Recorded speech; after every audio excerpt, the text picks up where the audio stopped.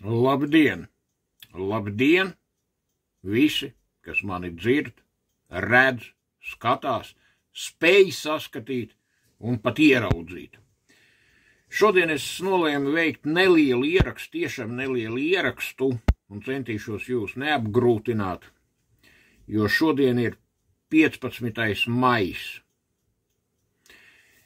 Es esmu attaisījis vaļā saitu, kurš saucās uzdevumi.lv. Es uz šo saitu trāpīju absolūti, kā teiktu tautā, uz dullo. Tas ir pilnīgi nopietni. Un šeit es vienkārši palasīšu fragmentus. Bet jums, kas klausās vai redz vai visu dara kopā, pieņemt lēmumus, apdomāt manis teikto, vēl precīzāk nolasīto no interneta un izdarīt secinājumus. Kāpēc es vispār šodien 15. maijā kaut ko ierakstu? Tas ir ārpus tas, ko es tagad teikšu tālāk. Es ierakstu tāpēc, ka vienkārši mans vectēvs pa mātes līniju Kārlis Graudiņš, būdams 5. Rīgas aizsargu pulka Kastrānas nodaļas aizsargs 1934. gada naktī no 15. uz 16. maiju piedalījās Rīgā pēc brīvas gribas notikumos, kuri izmainīja radikāli Latvijas valsts vēsturi. Un ar 34. gada 15. maiju sākās Latvijas zelta laikmets. Vai viss tas, kas mums asociējās ar vārdu Ulmaņa laiki, tie bija 6 patiesas valsts suverenitātes gadi, patiesas latviskas Latvijas gadi, pie kam bez jebkādām problēmām ar mazākumu tautībām, un tie bija gadi, kad Latvijas ekonomika kļuva par zelta laikmetu, kas šodien, vēl šodien ir zināms jebkuram Latvijas iedzīvotājiem. Tātad es vienkārši palasīšu to, ko mums te raksta uzdevumi.lv. Kas tas vispār tāds ir, sajēgas nav.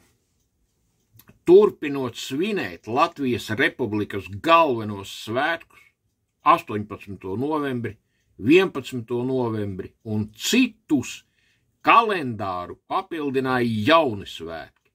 Kā īpaša svinama diena tika ieviests 15. maijs, valsts vienības svētki. Tautas vienošanas nolūkā tika rīkoti svētki un pasākumi, darba svētki, pļaujas svētki, meža dienas, tradicionālie dziesmu svētki.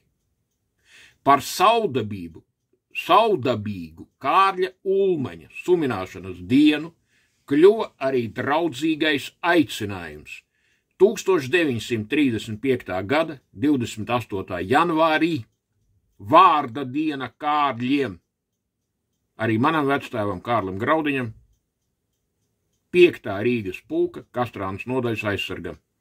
Aizsākās vadoņa ierosinātā akcija par grāmatu un citu mācību līdzekļu ziedošanu savai skolai.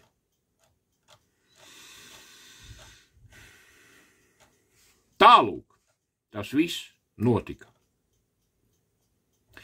1937. gadā tika izveidota sabiedrisko lietu ministrija, kurai pakļāva aizsargu organizāciju. Tā bija struktūra, kura kontrolēja latvisku Latviju, pie kam pilnībā iekļaujot vienotā Latvijas politiskā nācijā visas mazākumtautību pārstāvjus, kuri dzīvoja Latvijas republikā, neatkarīgi no viņu reliģiskās piederības, sarunvalodas ģimenē un visa pārējā. Un pirmo reizi mūsu vēsturē, latviešu tautas vēsturē un Latvijas valsts vēsturē līdz ar 15. maiju 1934. gadu tika izveidota vienota latviešu politiskā nācija, kuras, diemžēl, nav šodien. Par vienu no savām prioritātēm Kārlis Ulmanis uzskatīja latviešu nācijas nostiprināšanu. Likvidējot politiskās partijas, Kārlis Ulmanis pasludināja, ka tās šķeļ nāciju. Tika atbalstīts viss, kas sekmēja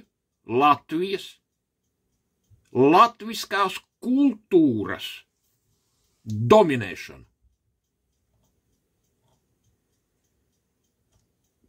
Lai vairotu nacionālo pašapziņu, bija nepieciešams padarīt diženu latviešu vēsturi.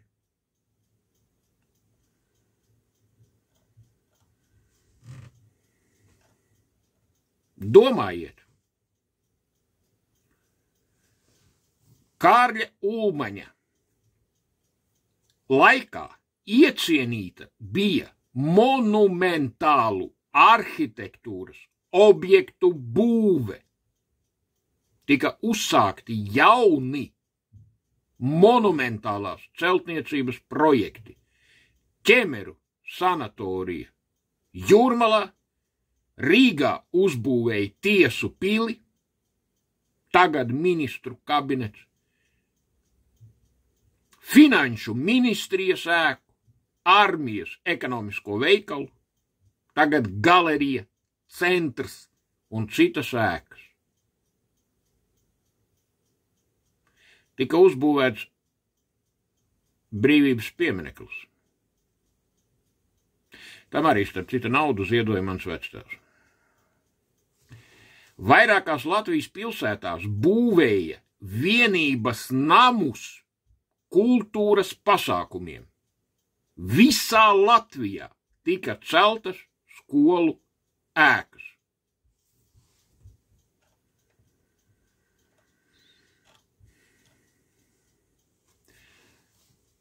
Savus svētkus svinēja aizsargi, mazpulki un citas valsts atzītas organizācijas. Latgalē organizētajiem kultūras pasākumiem bija jāvairo novada latviskums un jāsaliedē Latgale ar pārējo Latviju. Par īpašiem pasākumiem savas valdīšanas pēdējos gados Kārlis Ulmanis padarīja viesošanos zemnieku saimniecībās, skolās un uzņēmumos.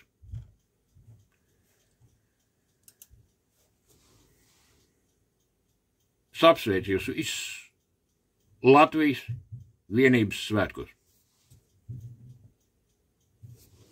Es ceru, ka jūs izdarīsiet secinājumus no manis teiktā. Paldies!